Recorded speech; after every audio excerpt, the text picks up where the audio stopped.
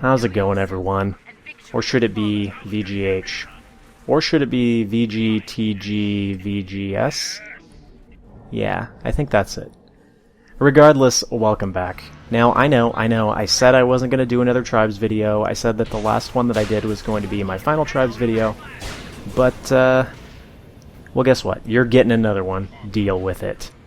Now, they're actually a very specific set of circumstances. Are you seeing this? The flag is, don't bother me right now. I am marveling. Oh, retrieve the flag. Right, I got it. Oh, right. Yeah, I knew about that glitch. I was just playing it up for dramatic effect. You're welcome. So, the specific set of circumstances that I am referring to for the release of this video are that Hi-Rez has just come out within the last couple weeks. Holy crap, the lag. And said that they are going to be updating the game again. Support is reopening, in fact. This is quite a surprise because, if you recall, it has now been, I think, over 2 years since they stopped updating. So that's quite a while. And what I think is more interesting are actually the circumstances that are surrounding the release of this update. If you recall, when Hi-Rez, I'm not going to use abandoned because that's kind of a loaded term, when they ceased support for Tribes, the reason that they gave was basically because they needed to focus on Smite, which was the moneymaker at that point. You know, Tribes had ceased to be profitable, and they needed to, focus on the thing that was making them money. Now, I don't think there's anything wrong with being upset that they would abandon Tribes in order to make more money, but I do think it's a little bit unrealistic to expect a company not to just try and make money. That's what they do. That's the reason they exist. That said, it still did suck that they abandoned Tribes, even if I did sort of understand why. Smite was really getting big at that point, and continues to be successful, actually. But, obviously, they're not a big AAA studio. They have to focus on the thing that is, keeping them afloat. And so now, what they have said is, ironically, the reason that they're able to focus on developing Tribes again is because of the success of games like Smite. And that other one that they're running, I think it was Paladins or something. I don't actually know anything about that one. I find that really interesting, actually. If you recall, when this all happened, people were getting very, very angry, saying Smite is the worst thing ever, I wish Smite didn't exist. And while I don't personally play Smite, I do acknowledge that it's quite good. It's just not my kind of game. I do have several friends who have played it actually on a semi-competitive level, and they like it a lot. But I do think it's funny that actually the reason that they can focus on Tribes again is because of Smite. Now that they've made, enough money to be self-sufficient or whatever, not the right term, however, you get the idea. Now that they've, made enough money, they can actually go back and focus on Tribes, which honestly makes it seem like they didn't really want to abandon Tribes in the first place. There's that abandon word again. Not going to use that one. They didn't want to cease support for Tribes in the first place. It was just a necessity. Which I think is kind of what they had hinted at, but I don't think that many people believed them. So it's just interesting to me. Now, don't expect for a big wave of Tribes content to suddenly appear on my channel again. I'm not even sure if I'm going to go back and play it again, really.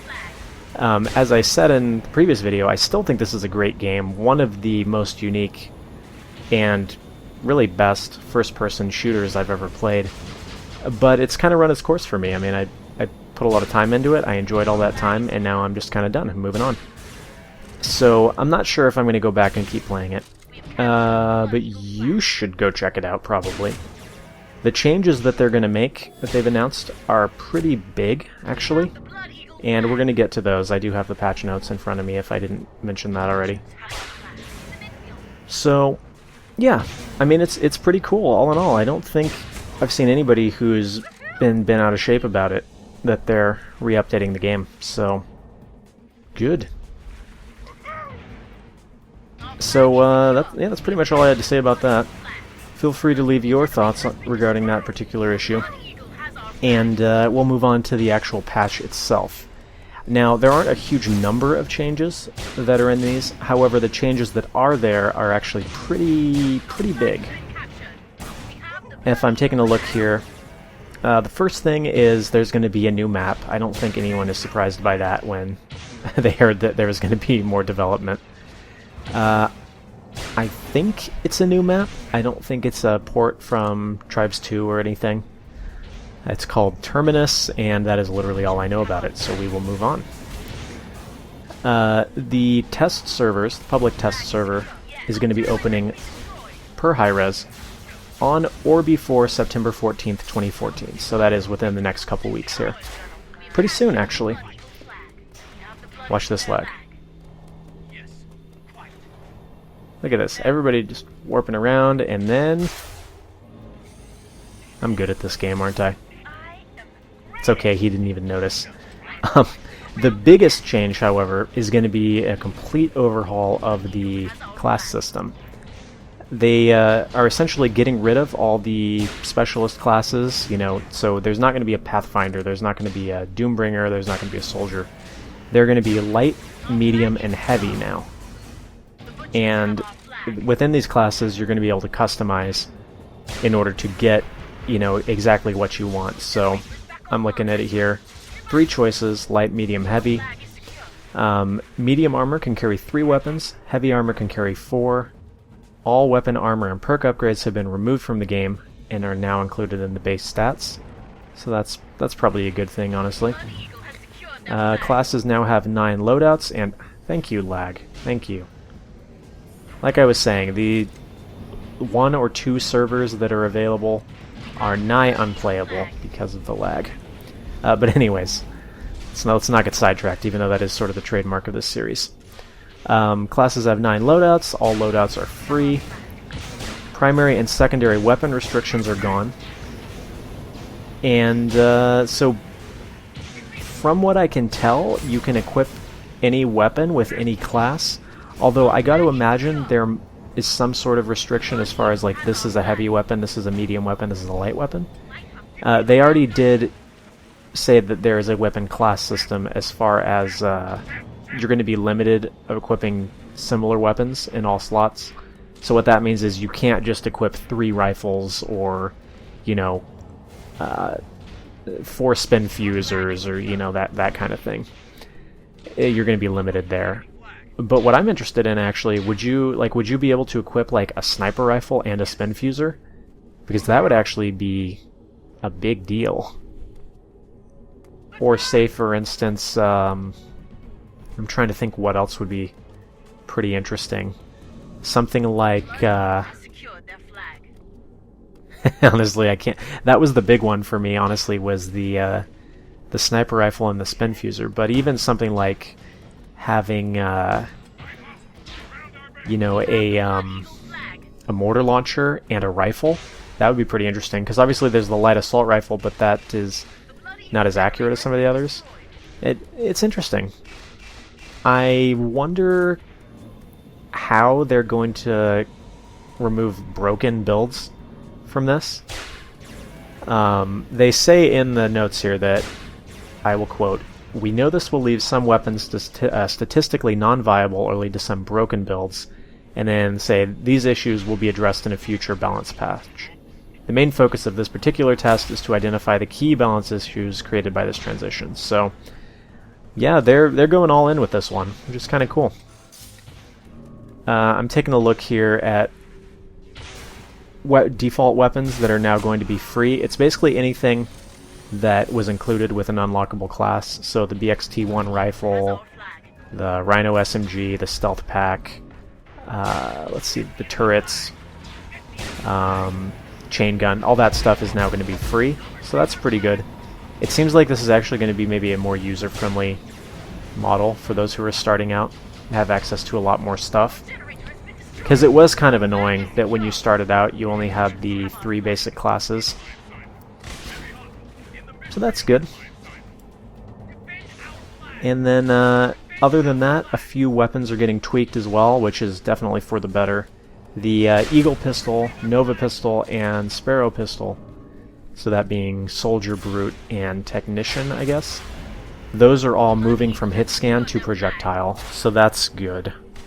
That Brute revolver, so obnoxious to fight against. It really was pretty overpowered. There are a few other weapons that I would like to see tweaked. I think Gast's rifle is the biggest one. That thing is just broken, and it honestly makes the game not fun. Maybe the light assault rifle, although I don't know how broken that one actually is, because the accuracy is not that great. So yeah, that's kind of cool. In addition, all instant fire weapons have had their impulse values removed. So I don't actually know what that means off the top of my head. Impulse values. Nope. But somebody clue me in. I'm assuming maybe it has something to do with distance and firing, but no idea really. And then the shotgun damage is going to be reduced, but the pellets are going to be increased, and shotgun damage is going to be more linear, I guess. Defined shot patterns, yeah, instead of the spread changing as you fire. So they're going to be more reliable, essentially. So that's, yeah, that's good. I can dig it. They're also fixing a couple of bugs or exploits. The flashing glitch or whatever that you could modify in the INI to make players more visible, that's going to be fixed. In addition, the hitbox display tweak has been fixed, so that's nice. For those of you who don't know what those were, there was an INI tweak that made it so that enemies would sort of flash so you could see them more easily, and there's another one that actually displayed the enemy's hitbox over them, which that is just way uncool that people were using that. Hopefully they get rid of some of the other exploits and cheats that have become rampant. And that is more or less it. So it's not a huge list of actual changes. However, the changes, as I said, that are in here are going to be pretty important. So, you know, I will probably check the game out again once this stuff is in. That's pretty much it. Let me know your thoughts. Let me know what you thought of my clickbaity title. Is Tribes Dead? Worked pretty well for getting views, so we're going to try Is Tribes Alive. Will Tribes Cure Your Acne didn't yield as many views as well, actually it yielded exactly as many views as I expected it would, but and we will talk about clickbaiting in a different video. But until then, I hope you guys have enjoyed this one. Go check out Tribes again if you haven't. That's pretty much it. I'll see you guys on the next video.